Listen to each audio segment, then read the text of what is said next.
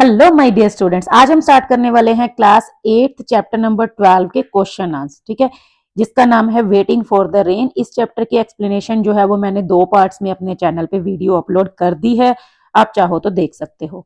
आज हम करने वाले हैं let us think and reflect. उसका क्वेश्चन नंबर 1 जो है read the given extracts and answer the questions that follow. तो फर्स्ट एक्सट्रैक्ट है I can see how talking to astrologers will bring rain. आपको याद होगा, अगर आपने चैप्टर रीड किया होगा, तो जब जो वेलू के जो नेबर्स होते हैं वो उसको बोलते हैं कि हम किसी ज्योतिषी के पास चलते हैं और ज्योतिषी से जाके पूछते हैं कि भाई बारिश करने के लिए, बारिश लाने के लिए हमें क्या करना होगा, मतलब भगवान को प्रसन्न करने के लिए या कुछ ऐसा।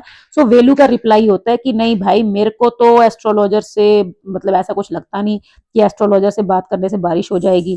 सो he decided to go to the weather office. उसने डिसाइड किया कि वो वेदर ऑफिस में जाएगा सिटी में एंड टॉक टू समवन, वहां किसी से बात करेगा। मतलब वो इस उम्मीद में था कि वो जो है वेदर ऑफिस, मतलब जहां पर मौसम विभाग जो होता है वो फोरकास्ट करते हैं ना बारिश से रिलेटेड, या जैसे भी आज का डे कैसा रहेगा, सनी रहेगा, रेनी रहेगा या जो भी। तो उसको लगा कि वो वहां जाएगा तो उसको कोई फोरकास्ट मिल जाएगा, अच्छे से वो बता देंगे कि 2 दिन बाद, 4 दिन बाद, हफ्ते बाद जो है बारिश आएगी। और उसको लगा कि कोई उसको बढ़िया सा आंसर मिल जाएगा। तो उसने सोचा कि मैं वहां जाऊंगा और वहां किसी से बात करता हूँ। लेकिन जब वहां गया उल्टा हो गया। But the people at the weather office they said they could not really tell him. तो उन्होंने उल्टा जवाब दे दिया कि भाई हम तो बता भी नहीं सकते कि बारिश कब होएगी। When the sky would gather clouds and bring rain, so we are at loss ourselves. कहते हैं हम तो खुद घाटे में चल रहे हैं। So they exclaimed so many favourable conditions but still no rain, very odd. वो कहते कि कंडीशंस तो ठीक है, फेवरेबल हैं, बट बारिश नहीं हो रही है, पता नहीं क्या अजीब बात है भाई, हमें तो मतलब खुद नहीं समझ आ रहा, हम आपको क्या बताएं। उन्होंने बेचारों ने, मतलब उन्होंने उसको कोई खास रिप्लाई नहीं दिया, तो वेलू बेचारा वापस आ गया। अब इस पैसेज से रिलेटेड हमारे पास कुछ क्वेश्चंस हैं। फर्स्ट क्वेश्चन है what does the first line of the extract tell us about Velu's beliefs.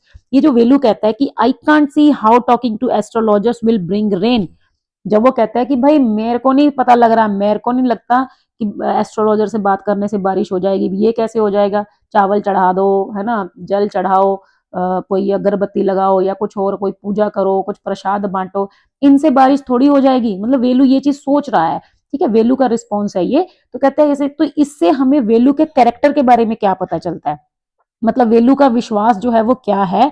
सो इसका आंसर है कि भाई it shows that Velu is practical and he does not believe in superstitions, मतलब वो अंधविश्वास में विश्वास नहीं रखता।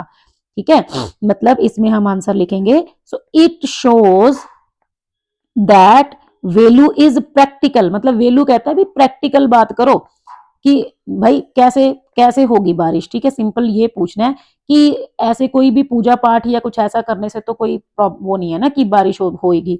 सो और and he does not believe in superstitions, मतलब वो अंधविश्वासों में या ऐसे पखंडों में, इन चीजों में वो विश्वास नहीं करता।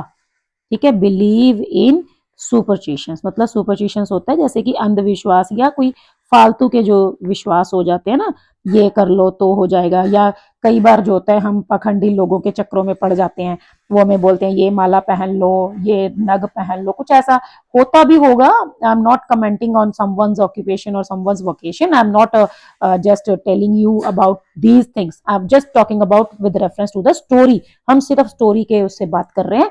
ठीक है, कि वेलू का ऐसा मानना है कि इस तरह के सुपरस्टिशंस को फॉलो करने से कुछ नहीं होगा। वो प्रैक्टिकल सोच रहा है कि भाई मेरे को प्रैक्टिकल बताओ कि ये करना है और ये होगा। ठीक है, सो ये हमें वेलू के कैरेक्टर के बारे में पता चलता है। बाकी सबके विश्वास अपने अपने हैं। ठीक है, बहुत बार ऐसा होता भी है भाई, कुछ करने से कुछ अच्छा भी हो जाता है तो फिर वो लोगों का विश्वास बन जाता है। So we are not commenting upon that. Okay, so next one is complete the following sentence with a suitable reason. Velu is determined to seek information. देखो यहां पर भी यही पता चल रहा है कि वेलू जो है वो इंफॉर्मेशन लेना चाहता है अबाउट द रेन। ठीक है, रेन के बारे में, because he was at loss of words, या फिर he wants to find a practical solution. ठीक है, सो ये है इसका answer, he wants to find a practical solution to the drought affecting his farm, कि उसको एक प्रैक्टिकल सॉल्यूशन चाहिए था कि ये जो सूखा पड़ रहा है इसका क्या इलाज किया जाए।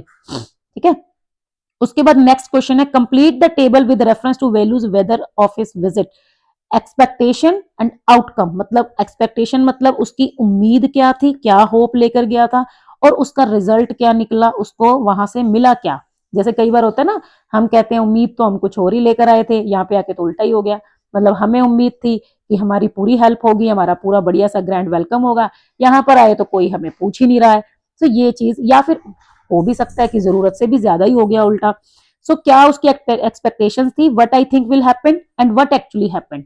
सो वेलू जो है उसकी एक्सपेक्टेशन क्या थी, to get a clear answer, ठीक है, to get a clear answer when when would rain happen, ठीक है, to get a clear answer when would the rain come, ठीक है, कि बारिश कब आएगी। ये उसका एक्सपेक्टेशन थी कि उसको एक क्लियर आंसर वहां पे मिलेगा कि भाई 4 दिन बाद 10 दिन बाद बारिश हो जाएगी। लेकिन उल्टा हुआ क्या, आउटकम क्या था, देवर themselves confused, ठीक है, द ऑफिस स्टाफ और दे themselves वर कंफ्यूज्ड, ठीक है, कंफ्यूज, वो तो खुद कंफ्यूज थे, and unable to get, unable to give any answer, वो उसको कोई सही आंसर जो है वो नहीं दे पाए, ठीक है, वो खुद अनेबल थे, उसको कोई ढंग का आंसर वो दे ही नहीं पाए। तो ये थी एक्सपेक्टेशन उसकी कि उसको एक अच्छा सा आंसर मिलेगा, वहां पे जाके बढ़िया प्रैक्टिकल रिस्पॉन्स मिलेगा, लेकिन उसको रियलिटी में कुछ नहीं मिला वहां पे, वो तो खुद कंफ्यूज थे। फोर्थ क्वेश्चन है, complete the following sentence with the suitable option, the absence of rain despite favourable conditions shows, मतलब जो कंडीशन सारी फेवरेबल थी फिर भी बारिश नहीं हो रही थी, इससे क्या पता चलता है, lack of astrological knowledge, so no, ऐसी तो कोई बात ही नहीं हुई है। In effectiveness of farmers like Velu, no, Velu तो काफी मेहनती इंसान था। Delay in understanding the weather, no, weather forecast वाले भी समझ रहे थे, सब कुछ टाइम पे कर रहे थे। Unpredictability of nature, so yes, this is the answer, unpredictability of nature, की मतलब जो नेचर है वो बहुत ही अनप्रिडिक्टेबल है, दैट मीन्स कि नेचर के बारे में कभी कुछ नहीं कहा जा सकता भाई। सर्दियों में गर्मियां पड़ रही होती हैं, गर्मियों में सर्दियां हो रही होती हैं, है ना, वो जैसे बीच में भी हमने देखा था ना, पूरी मतलब जो भी ग्लोबल वार्मिंग की वजह से लगा लो या जैसे भी, कितना सारा क्लाइमेट चेंज जो है वो हो रहा है, सर्दियों में धूप निकल रही है, तो वही कई बार वो मीम्स बनते हैं ना, दिसंबर का महीना जो है वो जून में शिफ्ट कर दिया गया, जून का महीना जो है वो दिसंबर में ला दिया गया। तो वैसे ही दैट मीन्स की जो नेचर है वो बहुत ही अनप्रिडिक्टेबल है, हम उसके बारे में कुछ खास जो प्रिडिक्शन है वो नहीं कर सकते, जैसा हम आइडिया लगा सकते हैं। हाँ, सेकेंड जो पैराग्राफ है वो हमारा यहाँ पे स्टार्ट हो जाता है, the soil, the land, the earth, should not someone late the land rest a bit, औरत कहती है, the old woman said softly and smiling, देखो औरत जो है ना उसका नेचर बड़ा अच्छा है भाई, ऐसे चिढ़ नहीं रही है, वो लड़ नहीं रही है वेलू के साथ, बड़े ही प्यार से स्माइल करते हुए उसको समझा रही है कि ये जो मिट्टी है, जो धरती है, जो पृथ्वी है, क्या इनको रेस्ट की जरूरत नहीं है, तुम्हें नहीं लगता कि इनको भी थोड़ा रेस्ट मिलना चाहिए। So rest, let the land rest, I don't understand, Velu जो है वो थोड़ा कंफ्यूज हो जाता है, वो बोलता है कि भाई लैंड को भी रेस्ट, ये तो समझ में नहीं आ रहा। Yes my son, that is the difficulty, यहाँ पे देखो वो जो औरत है ना एक बड़ा अच्छा मतलब पॉइंट उठा रही है कि भाई यही तो प्रॉब्लम है, तुम लोगों को यही तो समझ नहीं आता, इंसान जो एक ह्यूमन बीइंग है ना वो इतना ज्यादा लालची हो गया है, धरती से कॉन्टिन्यूसली काम लिए जा रहा है, लिए जा रहा है, नेचर को खराब किए जा रहा है, यही तो उनको समझ नहीं आता कि अर्थ को भी रेस्ट चाहिए, द अर्थ इज ओल्ड, अर्थ भी बूढ़ी हो गई है। मतलब ये जो औरत है वो यहाँ पे एक मतलब एक बहुत ही सेंसिटिव जो इशू है उसको हाईलाइट कर रही है कि we human beings are so greedy and we never ever thought about means think about the nature and think about the natural elements, बाद में फिर जब क्लैमिटीज होती हैं, डिजास्टर्स होते हैं, फिर हम करते हैं कि अरे ये क्या हो गया, है ना, अभी जो ग्लोबल वार्मिंग हो रही है या जो भी लगा लो, so I think we human beings are the responsible for this. So इसमें जो है वो लेडी जो है वो क्या कहना चाहती है, और वो बड़ी ही अच्छी लेडी है, मदरली है, केयरिंग है, वेलू का ख्याल भी रख रही है, साथ साथ उसको प्यार से समझा भी रही है। सो पहला जो क्वेश्चन है वो इसी से रिलेटेड है, the old women's advice was accompanied with a soft tone and smile, जो औरत है वो उसको स्माइल करके और बढ़िया से सॉफ्ट टोन में उसको समझा रही है। What does it tell us about her, इससे हमें उस औरत के बारे में क्या पता चलता है। सो इट टेल्स अस, ठीक है, उस औरत के बारे में क्या पता चलता है, it tells us the lady is caring, ठीक है, the lady is caring and gentle, ठीक है, वाइज, उसके अलावा हम क्या कह सकते हैं, अंडर मदरली, ठीक है, ये भी बोल सकते हैं। So the lady is gentle, wise and caring, ये आप 3 चीजें इसमें ऐड ऑन कर सकते हो। या फिर काम, ठीक है, बड़ी ही शांत भी है, बड़े आराम से बात कर रही है, एंड काम ऑल्सो। तो हमें उस लेडी की कैरेक्टर की क्वालिटीज बतानी है। वो काफी केयरिंग है, वेलू का ख्याल रख रही है, काफी जेंटल है, बड़े आराम से बात कर रही है, वाइस है, बहुत समझदार भी है, उसको समझा रही है, एंड काम है, मतलब शांत है, ऐसे भड़की हुई नहीं है कि हाँ मैं तुम्हें ये कर दूंगी वो कर दूंगी, तुम्हें समझ नहीं आता क्या, ठीक है, मतलब आराम से समझा रही है कि बेटा यही तो प्रॉब्लम है। हाँ, सेकंड क्वेश्चन है हमारे पास, fill in the blank with the correct option from those given below. The old women's advice dash Velu at that moment, जो ओल्ड वुमेन की एडवाइस थी उसने वेलू को क्या किया, fail to impress, confuse, scared या मेड सेंस। ये जो वर्ड है puzzled, that means confuse, so correct answer is option B, confuse. Next one is state one thing about the old women when she refer to Velu as my son, ठीक है। इसमें भी हमें ये same first question की तरह ही है, इसमें भी हमें उस औरत की क्वालिटी बतानी है कि आपको क्या पता चलता है उसके कैरेक्टर के बारे में जब वो उसको एडवाइस देते हुए बार बार उसको बोल रही है माय सन, मेरे बेटे, मेरे बच्चे। So it shows that she is affectionating, ठीक है। मैं थोड़ा सा इसको नीचे लिखती हूँ आंसर को, क्योंकि वो हो जाएगा नहीं तो स्पेस कवर हो जाएगा। It shows that the lady or the woman is, the lady is caring, motherly, mummy ये तो हमें बोलती है ना बच्चों, मेरे प्यारे बेटे, मेरी बेटी, है ना, मेरे बच्चा।